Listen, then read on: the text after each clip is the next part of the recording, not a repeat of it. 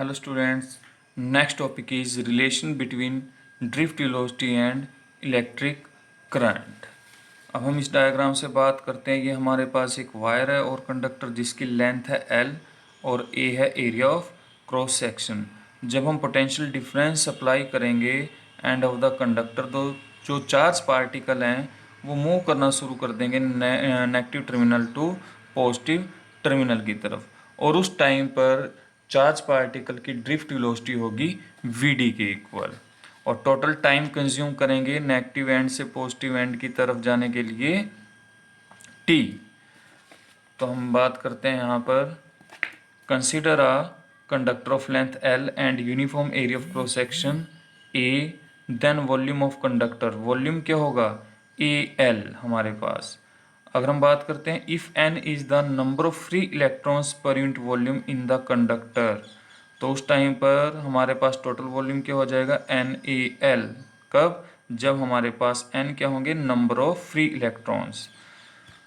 If E is the charge on electron, then total charge on the electron in the conductor, तो total charge क्या होगा conductor के ऊपर जब हमारे पास E चार्ज होगा, NaLe के इक्वल। n के हमारे पास नंबर ऑफ इलेक्ट्रॉन्स, A क्या है area of cross section of the wire, L क्या है लेंथ ऑफ द वायर, और E क्या हमारे पास चार्ज ऑन एन इलेक्ट्रॉन। तो यहाँ से हमारे पास इक्वेशन नंबर 1 आ जाएगी, Q is equal to NaLe के equal. If Vd is drift velocity and L is the length of the conductor, then time taken by the free electrons to cross the length of the conductor। तो जब negative terminal से positive terminal की तरफ charge particle move करेंगे तो time consume होगा t is equal to में L upon में Vd के इक्वल, क्योंकि हमारे पास वेलोसिटी का फॉर्मूला क्या होता है v इज इक्वल टू में डिस्टेंस अपॉन में टाइम। और अगर हम बात करते हैं डिस्टेंस क्या हमारे पास यहाँ पर L और टाइम है t, और v क्या है यहाँ पर वेलोसिटी, और यहाँ पर हम बात करेंगे ड्रिफ्ट वेलोसिटी की Vd की। तो हमारे पास टाइम की वैल्यू आ जाएगी t इज इक्वल टू में L अपॉन में Vd। It is equation number 2। अगर हम बात करते हैं since current is defined as the rate of flow of charge through the conductor, और उस टाइम पर हमारे पास I की वैल्यू क्या होगी Q अपॉन में t। तो Q है हमारे पास टोटल चार्ज, यहाँ पर वैल्यू पुट कर देंगे फ्रॉम इक्वेशन नंबर 1 से NaLe, और ऐसे t की वैल्यू पुट कर देंगे हम इक्वेशन नंबर 2 से t is equal to L upon में Vd। तो यहाँ पर L से L कैंसिल हो जाएगा और I की वैल्यू आ जाएगी हमारे पास NaeVd। तो ये हमारे पास रिलेशन होगा किसके बीच में, करंट एंड ड्रिफ्ट वेलोसिटी के बीच में। Next topic is electron mobility. Electron mobility है क्या चीज़ है, it is drift velocity acquired per unit strength of the electric field applied across the conductor, it is denoted by mu। तो जो electron mobility है वो किसके इक्वल होगी, Vd upon में E। Vd क्या है drift velocity of the charge particle, और E क्या है इलेक्ट्रिक फील्ड स्ट्रेंथ, क्योंकि जब हम पोटेंशियल डिफरेंस अप्लाई करेंगे कंडक्टर के एंड पर तो इलेक्ट्रिक फील्ड एग्जीबिट हो जाएगी, तो वहाँ से म्यू की वैल्यू होगी हमारे पास Vd अपॉन में E, और ड्रिफ्ट वेलोसिटी की मैग्नीट्यूड में वैल्यू होगी E टॉर्क अपॉन में m, क्योंकि हमारे पास यहाँ पर माइनस साइन था तो मैग्नीट्यूड में क्या हो जाएगा प्लस का साइन आ जाएगा, और यहाँ पर म्यू की वैल्यू होगी हमारे पास E टॉर्क अपॉन में m। इसके बाद नेक्स्ट टॉपिक है ओम्स लॉ। ओम्स लॉ क्या कहता है, the current flowing through the conductor is always directly proportional to the potential difference across the ends when physical condition are constant। वो physical कौन सी condition है, जैसे टेम्परेचर, प्रेशर, जब ये वैल्यू कांस्टेंट होगी तो हमारे पास V डायरेक्टली प्रोपोर्शनल होगा I के। अगर ये वैल्यू कांस्टेंट नहीं होगी तो ये रिलेशन हमारे पास नहीं होगा, कि means V directly proportional I के नहीं होगा। तो V इज इक्वल टू में IR, और यहाँ से हमारे पास R किसके इक्वल आ जाएगा, R इज इक्वल टू में V अपॉन में I। R क्या है हमारे पास resistance, V is the potential difference, I is the current. तो ये हमारे पास ग्राफ है V और I के बीच में। जो ये लाइन है इसको हम स्लोप बोलते हैं, और ये स्लोप शो करती है रेजिस्टेंस को।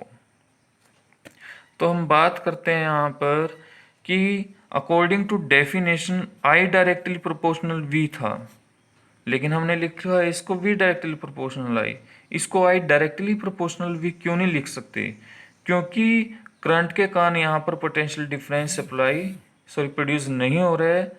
जब हम पोटेंशियल डिफरेंस अप्लाई करेंगे तब जाकर के करंट प्रोड्यूस होता है, इसलिए हम लिखते हैं हमेशा इसको वी डायरेक्टली प्रोपोर्शनल आई। अब हम बात करते हैं कि जो ओम्स लॉ है वो फेल क्यों हुआ है। Failures of Ohm's law.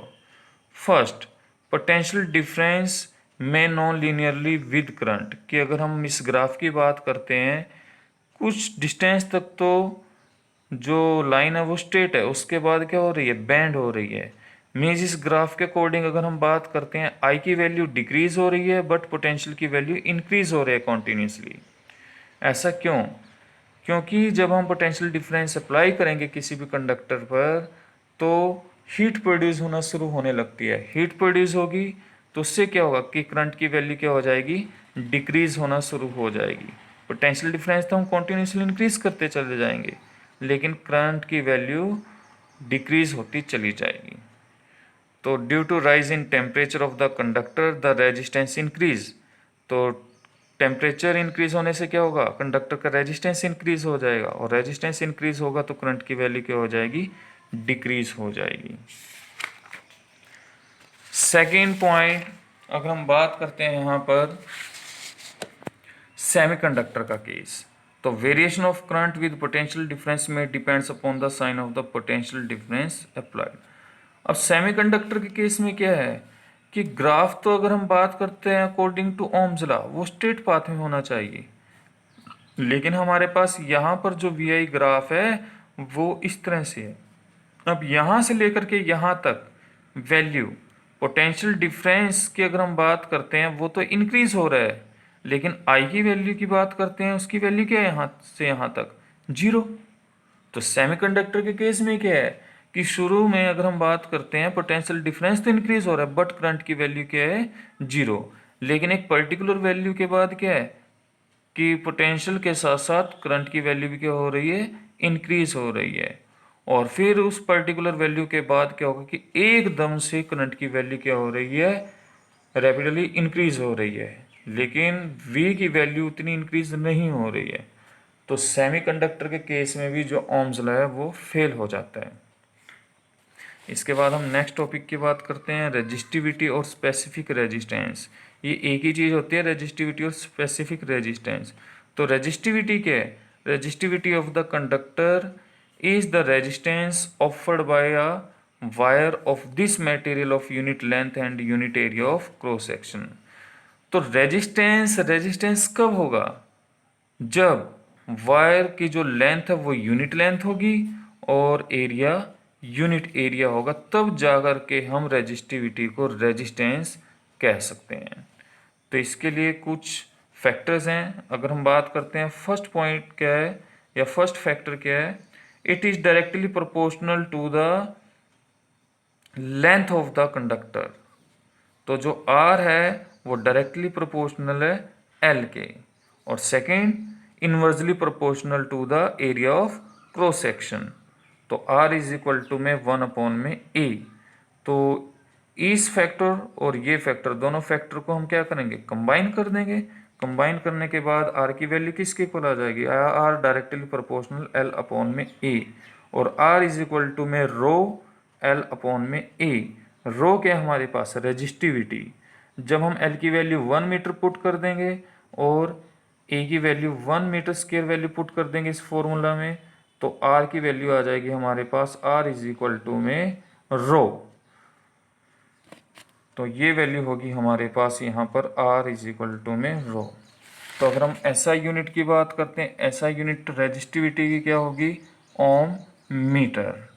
तो ये SI यूनिट है। Thank you.